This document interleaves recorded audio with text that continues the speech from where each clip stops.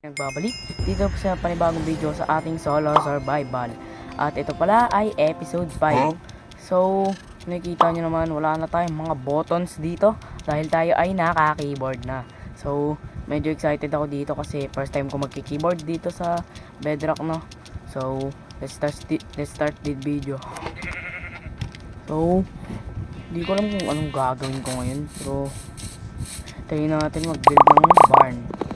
Yan.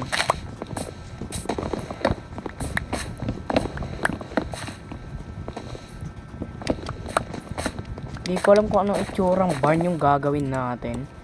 Di pa kasi ako nakakahanap ng design na maganda. Di ko pa alam eh. So baka mag-prototype muna tayo or mag-testing tayo dito ng mga barn ideas. Di ko kasi sigurado kung anong design na gagawin natin or paano style ng build. Kung yung may pula ba or parang medieval lang na ano. May pagka medieval. Hindi ko sigurado. Medyo nag-glitch yung mouse natin. Try natin ilipat.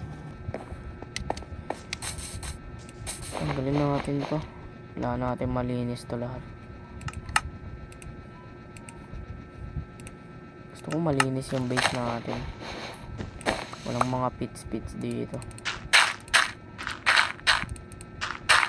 Yung ay, wala pala ako ng goat support. So mahirap pala sabihin kung magagabi na hindi.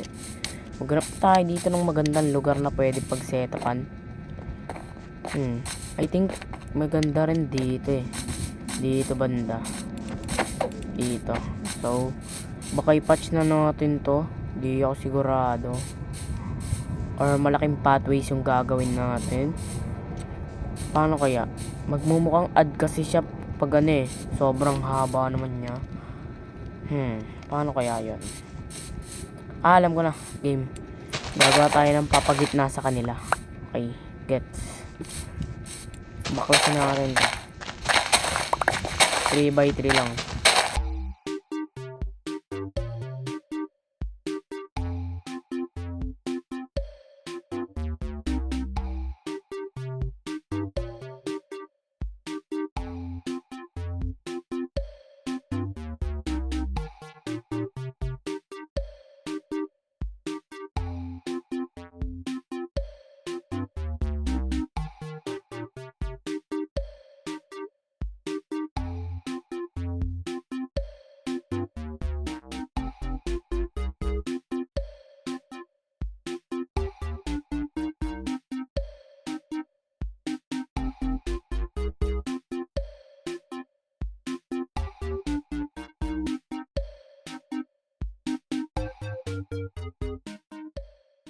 Kailangan balik tayo kasi kailangan ko pa ng slabs eh. Kalimutan ko rin gumawa ng slabs.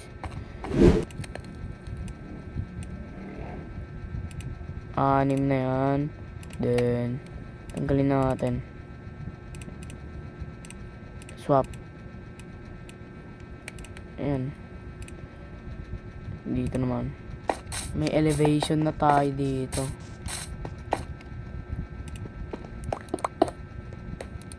Ay, mali. Medyo papangit kasi medyo off na siya. Yan. Goods. Ganda. Shush. Maru. Goods ako dyan, par. Okay, tara dito mga pangit. Kayo dito. Come.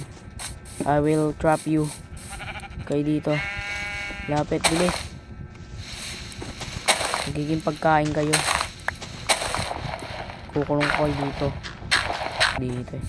Puro sheep pa lang so far. Although nakakahanap ako ng cows, pero pinapatay ko agad kasi kailangan ko ng pagkain.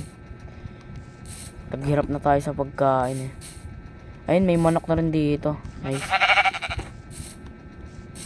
Kailangan pa natin ng isang cow. Ay, isang cow. Isang ano dito.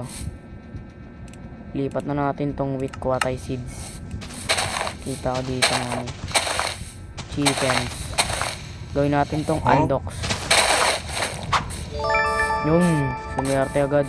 Tara dito eh. Kukulong kita. Ito na ang iyong bahay pansamantala. Habang ginagawa ko pa yung kulungan nyo kung saan ko kayo uubusin. Yan. Laglag ka muna dyan. Uy, laglag. Kala ko lilipad ka eh. Ayan. Mamaya na natin lalagyan ng wooden supports para kunyari medyo maganda siya tignan. So ngayon i-outline natin. Ganyan lang kalaki. Konti lang, hindi naman masyadong garbo. Kung saan maubusan na tayo ng space. Medyo maliit lang pala yung gagawin natin para sa manok kasi maliit lang naman silang animals. Hindi na masyadong malaki. So maliit lang ang gagawin natin para sa kanila. Yan, dito.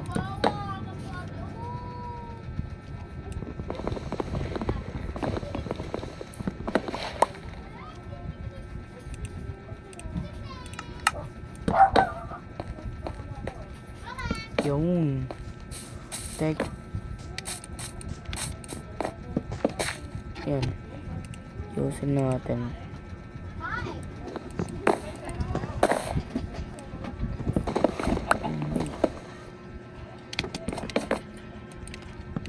Place na tayo ng mga fence. Yan. Ito is para sa chickens. Hindi ko alam kung lalakyan ko pa to eh. Kasi may mga fox talaga dito pangurat eh.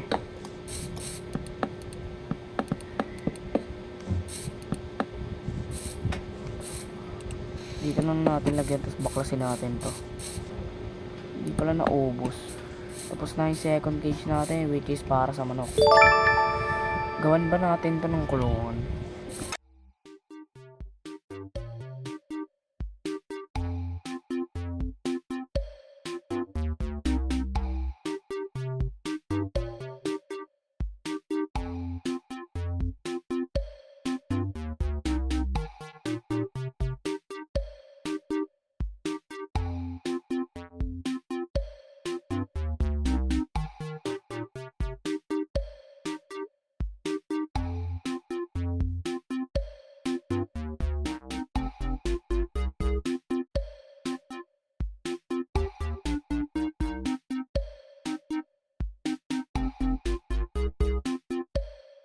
Eating trapdoors.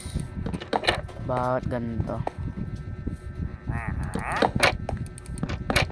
Dito naman ay para sa cows.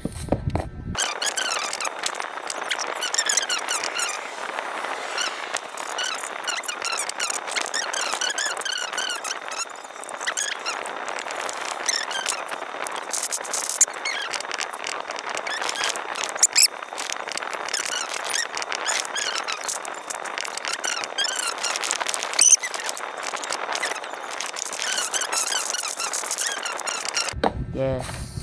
No. Ay, ito pa pala. Sige, tapusin na rin natin kagad. Gawa na tayo ng signs. Kasi importante yung signs eh. Ano to? Sheep. Sheep. Dito ay pigs. Pigs.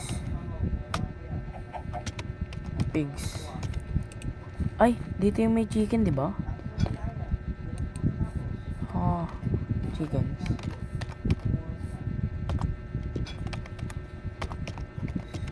Chickens. Ulo naman natin. Ay, cows. And dito ay pigs.